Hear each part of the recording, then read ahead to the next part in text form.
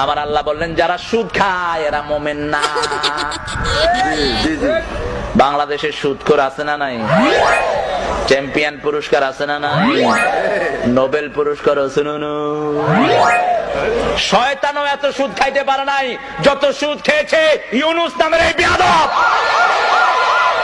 সেজন্য এই বেয়াদবের সাথে আমাদের কোনো সম্পর্ক, যদি তার সাথে সম্পর্ক থাকে মুমিন হওয়া। কে বলছে 30,000 কোটি গতবার আছে, এইবার প্ল্যান নিয়ে গেছে। এ তো কথা কয় কম, কাম করে। আল্লাহ তোরে আরো বরকত দেখতে ইউনূস ভাই। ও কাকা, আল্লাহ তোরে বরকত দেখ। আমারে কাকা কই যাচ্ছে। আমার একটা ক্যাসেট ওনাকে উপহার দিয়েছিল নিউ ইয়র্ক থেকে, তো উনি দাওয়াত দিয়েছেন। অনেক আগের কথা বলছি, প্রায় 2009 কি 10 হবে। অত্যন্ত অ্যাট্রাকটিভ একজন মানুষ। তিনি গেলেই মানুষকে এমন ভাবে সম্বোধন করেন আপনি তার ভক্ত না হয়ে পারবেন।